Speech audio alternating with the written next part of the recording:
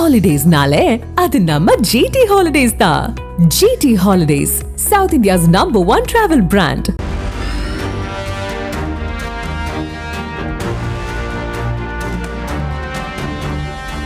தெற்கு வங்கக்கடலில் காற்றழுத்த தாழ்வு பகுதி உருவாகி உள்ளதாக இந்திய வானிலை ஆய்வு மையம் தெரிவித்துள்ளது. இதன் காரணமாக தமிழகத்தில் வரும் 18 முதல் 21ஆம் தேதி வரை ஓரிரு இடங்களில் லேசானது முதல் மிதமான மழைக்கு வாய்ப்புள்ளதாக கூறப்பட்டுள்ளது. கனமழைக்கு வாய்ப்புள்ளதா, எந்தெந்த மாவட்டங்களில் மழைக்கு சாத்தியம் என்பதை குறித்து விவரிக்க இணைகிறார் எமது சிறப்பு செய்தியாளர் Kharge. Over to you Kharge. பிப்ரவரி மாதத்தில் காற்றழுத்த தாழ்வோ புயலோ வருவது மிக மிக அபூர்வம். இதுவரை புயல் சமீபத்திய ஆண்டுகளில் ஒரு முறை தான் வந்திருக்கிறது. 4 முறை இது போல காற்றழுத்த தாழ்வு பகுதி, அதுவும் பிப்ரவரியில் மிட்டுக்கு மேலே வருவது அப்படின்றது அரிது. அதுபோல தான் இப்போது ஒரு காற்றழுத்த தாழ்வு பகுதியானது உருவாகி இருக்கிறது. இது என்ன தாக்கத்தை ஏற்படுத்த போகிறது, இது புயலாக மாறுமா, இதனுடைய பின்னணி என்ன அப்படின்றதையும் இப்போ பார்க்க போகிறோம். இப்போது நாம் பார்ப்பது இன்றைய தேதியினுடைய நிலவரம். ஸோ அவங்க சொல்லுவது இந்த பகுதிகளில் ஒரு தாழ்வு உருவாகி இருப்பதாக சொல்லி அது அவ்வாறாக மேலே செல்லும் அப்படின்னு பார்க்கப்படுகிறது. இப்போ பாருங்கள், இலங்கையை பொறுத்த வரைக்கும் இலங்கைக்கு கீழே உருவாகி கொண்டிருக்கிறது.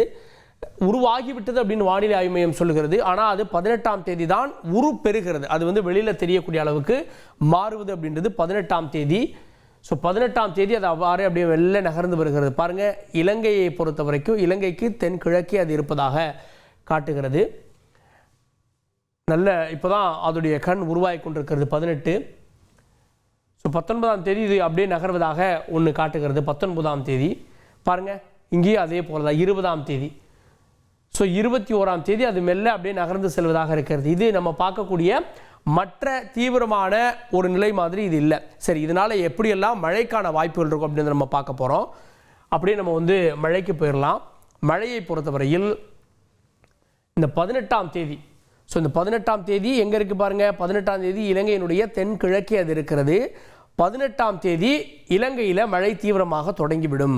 18ஆம் தேதியினுடைய நிலவரம் அப்படியே இலங்கை முழுவதையும் அது ஆட்கொள்கிறது. இந்த கண் பாருங்கள், அப்படியே கொஞ்சம் மேலே ஏறுகிறது. அது அப்படியே தென்மேற்கே நகர்வதற்கான வாய்ப்புகள் இருக்கிறது 18ஆம் தேதி. 19ஆம் தேதி வியாழக்கிழமை பாருங்கள், காற்றுடைய திசை அதாவது குவிந்தது அப்படியே குறைகிறது. அதனால் இங்கே மழை இல்லாத மாதிரி காட்டுகிறது. ஆனால் மீண்டும் மழை வானிலை உருவாகிறது. 19ஆம் தேதி மதியத்திற்கு மேலே அப்படியே மெல்ல அதனுடைய தாக்கம் நமக்கு கடலோர பகுதிகளில், தெற்கு கடலோர பகுதிகளில் தெரிய தொடங்கும். குறிப்பாக ராமநாதபுரம், நாகப்பட்டினம் வரை இது தெரியக்கூடும் அப்படின்ற விஷயங்களை நம்ம பார்க்குறோம். 20ஆம் தேதிக்கு வந்துடுறோம். 20ஆம் தேதி தான் இதனுடைய தாக்கம் நமக்கு தொடங்கும். 20ஆம் தேதி கடலூர்லாம் காலையில் பார்த்தீங்க அப்படின்னா கடலூரில் நமக்கு மழை வாடையோடு கூடிய காற்று அடிக்க தொடங்கிவிடும். என்னடா இது புதுசாக இருக்கே, ஒரு 2-3 மாதத்துக்கு முன்னாடி இந்த காற்றை அனுபவிச்சோமே அப்படின்னு நினைக்கக்கூடியவங்களுக்கு 20ஆம் தேதி அதற்கான வானிலையாக பார்க்கப்படுகிறது. அதன் பிறகு 20ஆம் தேதி மாலையில் மத்திய மாவட்டங்களில் லேசான மழைக்கான வாய்ப்பையும் அது உருவாக்கி இருக்கிறது.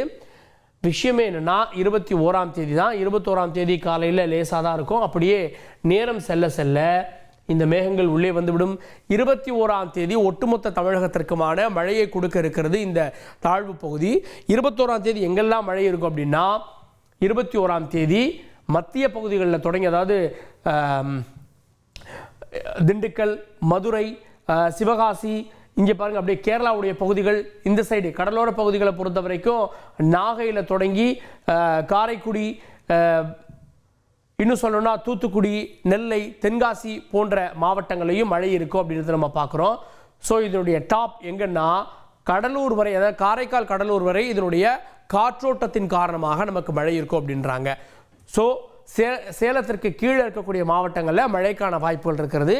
அதுவே 21ஆம் தேதிக்கு பிறகு, அதாவது டெல்டா மாவட்டங்கள், அது அப்படியே கொஞ்சம் நகர்ந்ததுக்கு பிறகு டெல்டா மாவட்டங்களில் விலகி அப்படியே அங்கே மேற்கு தொடர்ச்சி மலை மாவட்டங்களுக்கு ஷிஃப்ட் ஆகுது. டெல்டாவில் முதல்ல அது உள்ளே வந்தது. இப்போ மேற்கு தொடர்ச்சி பகுதிகளில் கோவை பக்கத்தில் மழையை பார்க்குறோம். 21ஆம் தேதி அப்படின்றத பார்க்குறோம். அதன் பிறகு 21ஆம் தேதி அது விலகி விடுவதாக காட்டுகிறது. ஆனால் 22ஆம் தேதி மீண்டும் பாருங்கள், காலையிலலாம் சாதாரணமாக இருக்கும். மதியத்திற்கு மேலே மாலை நேரத்தில் மீண்டும் தென் மாவட்டங்களில், தெற்கு கடலோர மாவட்டங்களில், தூத்துக்குடியாக இருக்கட்டும், நெல்லையாக இருக்கட்டும், இந்த பகுதிகள் எல்லாம் மழைக்கான வாய்ப்புகள் உருவாகி இருக்குதுன்றதை பார்க்குறோம். அதே நேரத்தில் இலங்கையிலும் ஒரு தீவிரமான மழை இருக்கும். இலங்கையை பொறுத்த வரைக்கும் இப்போ மழை அப்படின்னாலே அவங்க அச்சப்படக்கூடிய அளவுக்கு தான் அங்கே இருக்கிறது. மழை அப்படின்னாலே அங்கே பயப்படுறாங்க. எப்படி ஒரு புயல் வெள்ளத்துக்கு பிறகு நாம் பயப்படுறோமோ அதுபோல் இலங்கையும் இப்போது பயந்து இருக்கிறது அப்படின்னு தான் நம்ம சொல்லணும். இப்போ பாருங்கள், மத்திய பகுதிகளில் ஒரு ஹை ப்ரெஷர் உருவாகிறது. எப்போது? 22ஆம் தேதி. ஸோ அப்போல்லாம் அந்த ஹை ப்ரெஷர் உருவாக்கி அப்படியே சென்ற பிறகு இந்த மழை வானிலை மறைந்துவிடும். ஸோ 22ஆம் தேதிக்கு பிறகு பார்த்தீங்க அப்படின்னா பெருசாக வந்து இருக்காது அப்படின்றது தான் இப்போ நமக்கு வானிலை சொல்லக்கூடிய செய்தி. இதனுடைய தன்மையை நம்ம பார்த்துடலாம், எந்த அளவுக்கு தீவிரமாக இருக்கும் அப்படின்றத பொறுத்து. 18ஆம் தேதி பாருங்கள், இந்த கண் பகுதி எங்கே இருக்குது அப்படின்றது. 19ஆம் தேதி அப்படியே இலங்கைக்கு பக்கத்தில் ஷிஃப்ட் ஆகிறத பார்க்குறோம். அதோடு வேறு சில காற்றும் பாருங்கள், மேலிருந்து வரக்கூடிய காற்றும் ஒன்றாக சேருகிறது. 20, 21 வேற ஒரு ஃபோர்காஸ்ட் மாடலில் நம்ம பார்க்குறோம். வேற ஒரு ஃபோர்காஸ்ட் மாடலில் 21 எப்படி இருக்குன்னா, 21ல் ஜிஎஃப்எஸ் மாடலில் கொஞ்சம் குறைவாக தான் மழையை காட்டுறாங்க. இசிடபிள்யூவை பொறுத்த வரைக்கும், இசிஎம்ஐ பொறுத்த வரைக்கும் அவங்க தீவிரமான மழையை காட்டுறாங்க. ஐகான் மாடலை பொறுத்த வரைக்கும், ஐகான் மாடலில் 21ஆம் தேதி அவங்க பெரும்பாலான தமிழகத்துடைய பகுதிகளில் மழை இருக்கும் அப்படின்றாங்க. 22ஆம் தேதி பார்த்துடலாம். 22ஆம் தேதியும் சென்னை வரை மழை இருக்கும் அப்படின்னு ஐகான் மாடல் காட்டுது. ஆக்சஸ் மாடலை பொறுத்த வரைக்கும் 21ஆம் தேதி கடலோர பகுதிகளில் மழை அப்படின்றாங்க. உள் மாவட்டங்களில் மழை அப்படின்றாங்க. 22ஆம் தேதியும் மழை அப்படின்றாங்க. ஸோ இந்த மாடல்ஸ் நமக்கு சொல்லக்கூடிய செய்தி என்ன அப்படின்னா, வரக்கூடிய அதாவது 20ஆம் தேதிய மழை நமக்கு 18லிருந்து தொடங்கி 20 லேசா தொடங்கி ஒரு பீக் எடுத்துரும். 21 தீவிரமான மழை இருக்கும். பல மாவட்டங்களில் விட்டு விட்டு மழை பெய்யக்கூடிய, அதுக்காக கனமழை டு தி எக்ஸ்ட்ரீம் அப்படின்னு இல்லாமல் தொடர்ச்சியான மழை இருப்பதற்கான வாய்ப்பு இருக்கிறது. இந்த மழை அப்படின்றது டெல்டா மாவட்டங்கள், தெற்கு மாவட்டங்கள், குறிப்பாக பயிர்களை தாக்கக்கூடிய அளவுக்கான தண்ணீர் வருவதற்கான வாய்ப்பு இருக்கும். வெள்ளத்திற்கான வாய்ப்பு இல்லாத ஒரு மழையாக இருக்குன்றாங்க. இதை எப்படி கடக்கிறது அப்படின்றத பொறுத்து அடுத்தடுத்த நிகழ்வுகள் அமையும், பொறுத்திருந்து பார்க்கலாம்.